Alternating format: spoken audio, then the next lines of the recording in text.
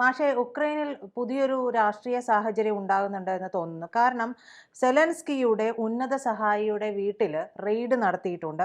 അതായത് ഉക്രൈനെ പിടിച്ചുകുലുക്കിയ ആ $100 മില്യൺ അഴിമതി കേസിന്റെ അന്വേഷണം വ്യാപിപ്പിക്കുന്നതിനിടയിലാണ് ഈ ഒരു റെയ്ഡ് നടക്കുന്നത്. അപ്പോൾ ഈ യുദ്ധം തീരാനുള്ള ചർച്ചകൾ നടന്നുകൊണ്ടിരിക്കുന്നു.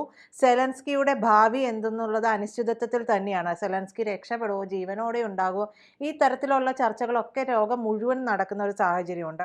അതിനിടയിലാണ് ഇപ്പോൾ ഈ തകർന്ന് കുത്തുവാളയെടുത്തിരിക്കുന്ന, അവിടെ ഇനി എന്തെങ്കിലും അവശേഷിക്കുന്നുണ്ടോ എന്ന് പോലും നമുക്ക് സംശയം തോന്നിപ്പിക്കുന്ന സ്ഥിതിയിലുള്ള ഉക്രൈനിൽ ഈ സെലൻസ്കിയുടെ ഉന്നത സഹായിയുടെ വീട്ടിൽ, അദ്ദേഹത്തിൻ്റെ പേര് ആൻഡ്രി യെർമാർക്ക് എന്നാണ് പേര്. അദ്ദേഹത്തിൻ്റെ വീട്ടിൽ ഈ ഒരു അന്വേഷണം നടത്തുന്നത് ഉക്രൈനിലെ ദേശീയ അഴിമതി വിരുദ്ധ ബ്യൂറോയും സ്പെഷ്യലൈസ്ഡ് ആൻറ്റി കറപ്ഷൻ പ്രോസിക്യൂട്ടറുടെ ഓഫീസുമാണ് ചേർന്നിട്ടാണ് ഈ യെർമാർക്കിൻ്റെ വസതിയിൽ അന്വേഷണം നടത്തിയിട്ടുള്ള വിവരങ്ങളൊക്കെ പുറത്തുവിടുന്നത്.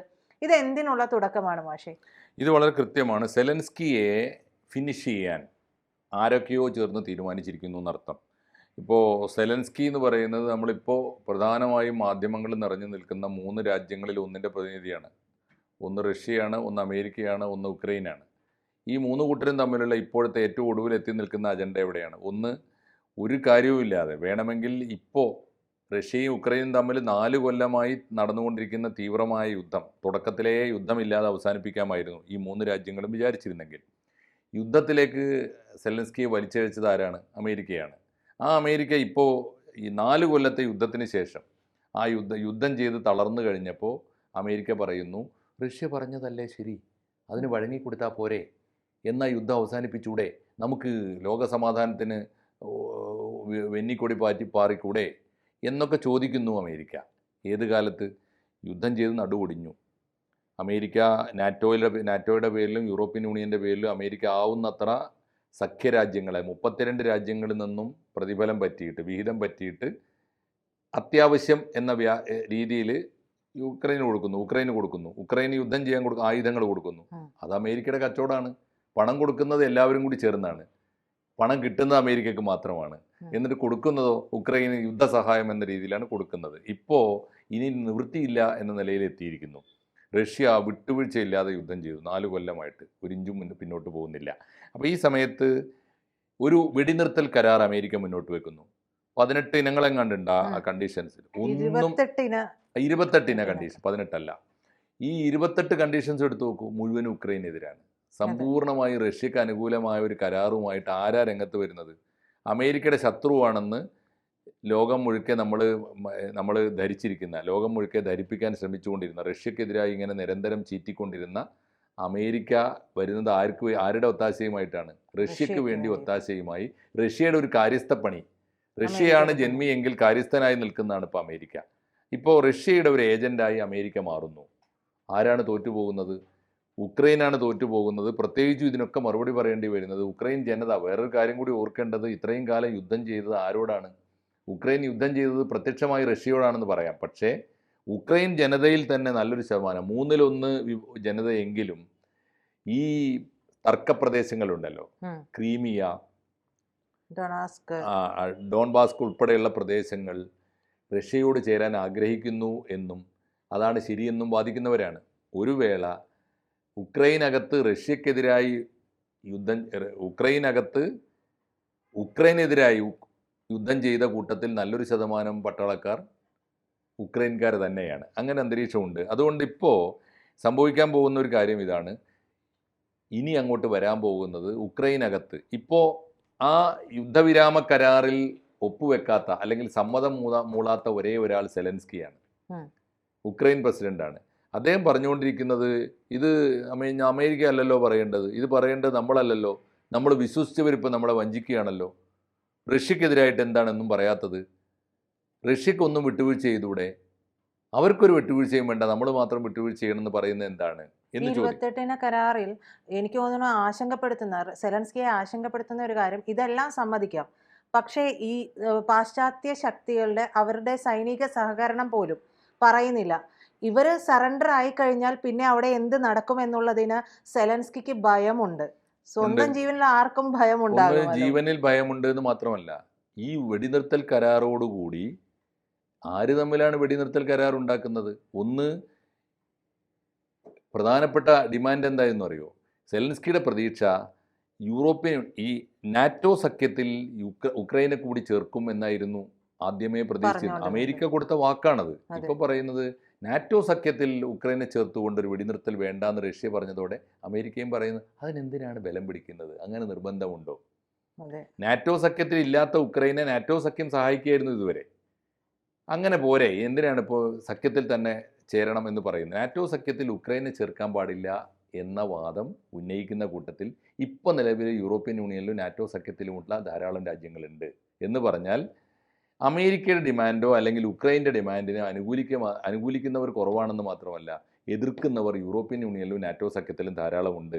ഒരു കാര്യം കൂടി ക്ലിയറായി, റഷ്യക്ക് അനുകൂലമായി ചിന്തിക്കുന്നവർ നല്ലൊരു വിഭാഗത്തെ നാറ്റോ സഖ്യത്തിൽ നിന്നും യൂറോപ്യൻ യൂണിയനിൽ നിന്നും അടർത്തിയെടുക്കാൻ റഷ്യക്ക് കഴിഞ്ഞിരിക്കുന്നു.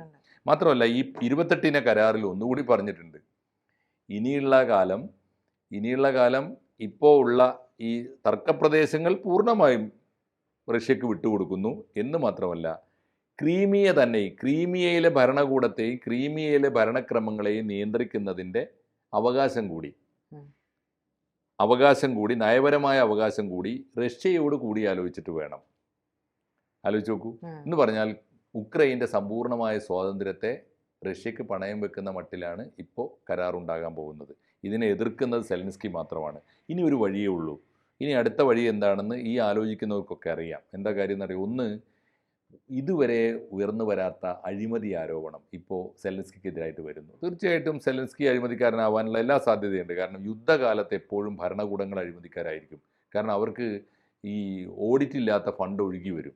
അമേരിക്ക കൊടുക്കുന്നതായാലും യുദ്ധസഹായം എന്ന നിലയിൽ യൂറോപ്യൻ രാജ്യങ്ങളൊക്കെ കൊടുക്കുന്നുണ്ടാവും.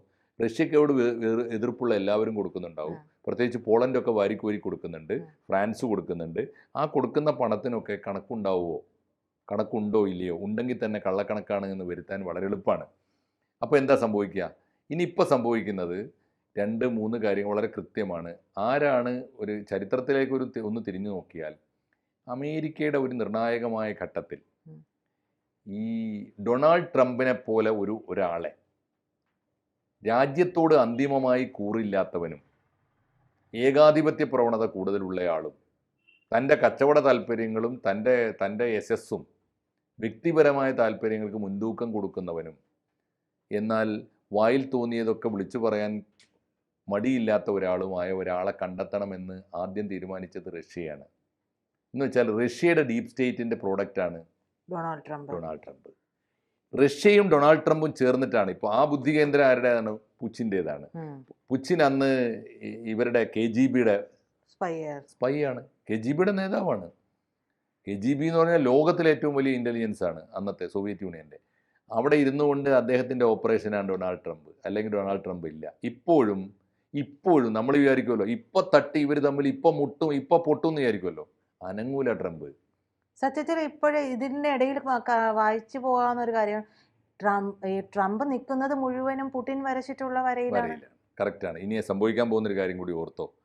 ഈ ഡീപ് സ്റ്റേറ്റ് പ്ലാൻ ഉണ്ടല്ലോ, ആ പ്ലാൻ അടുത്തത് റഷ്യയും അമേരിക്കയും ചേർന്ന് നടപ്പാക്കാൻ പോകുന്നത് ഉക്രൈനിലാണ്. ഉക്രൈനിലെ അടുത്ത വാറ് ആഭ്യന്തര യുദ്ധമായിരിക്കും. ആഭ്യന്തര യുദ്ധം എന്ന് പറഞ്ഞാൽ അല്ലെങ്കിൽ സെലൻസ്കി സ്വമേധയാ കീഴടങ്ങി പോകണം. എങ്ങനെ കീഴടങ്ങുക? വെടിനിർത്തൽ കരാറിന് ഒപ്പുവെച്ച് കൊടുക്കണം. അമേരിക്കയും റഷ്യയും ചേർന്നുണ്ടാക്കിയ കരാറാണല്ലോ. ഏകപക്ഷീയമായി റഷ്യക്ക് അനുകൂലമായ കരാറാണ്. ഒന്നുകിൽ അതിനനുകൂലമായി സെലൻസ്കി ഒപ്പിട്ട് കൊടുക്കേണ്ടി വരും, അല്ലെങ്കിൽ സെലൻസ്കിയെ പുറത്താക്കാനുള്ള ഇംപീച്ച്മെൻ്റ് ആകാം, കലാപങ്ങളാകാം. അത് ഉണ്ടാക്കിയെടുക്കാനുള്ള പണി അമേരിക്കയും റഷ്യയും ചേർന്ന് തുടങ്ങി എന്നതിൻ്റെ തെളിവാണ് ഇപ്പോൾ ഇത് സംബന്ധമായി ആ ദിശയിലുള്ള ആദ്യത്തെ വാർത്തയാണ് കേട്ടോ നമ്മൾ പുറത്തുവിടുന്നത്. തീർച്ചയായും വളരെ പ്രധാനപ്പെട്ട വാർത്തയാണ്. അത് വളരെ പ്രധാനപ്പെട്ട വാർത്തയാണ്. ഈ പുതിയ റഷ്യ, ഉക്രൈൻ, അമേരിക്ക, ഈ ട്രയോ ഉണ്ടല്ലോ, ഈ ത്രിമൂർത്തികൾ തമ്മിലുള്ള വാർത്തകളിൽ ഏറ്റവും പ്രധാനപ്പെട്ട വാർത്തയാണ് സെലൻസ്കിക്കെതിരായി ഉക്രൈനകത്ത് അഴിമതി ആരോപണങ്ങൾ കൊണ്ടുവരുന്നു എന്ന് മാത്രമല്ല, ആ ഭരണകൂടം, അതേ രാജ്യത്തെ ഭരണകൂടം സെലൻസ്കിയുടെ ഏറ്റവും വിശ്വസ്തൻ്റെ കൂട്ടാളിയുടെ സ്വത്തുവകകളിൽ റെയ്ഡ് നടത്തുന്നു എന്നത് വളരെ പ്രധാനപ്പെട്ട വാർത്തയാണ്. ഇത് ഒരു കാര്യം ഉറപ്പാണ്, റഷ്യ അറിയാതെ അത് നടക്കുകയില്ല, ട്രംപ് അറിയാതെ അത് നടക്കുകയില്ല.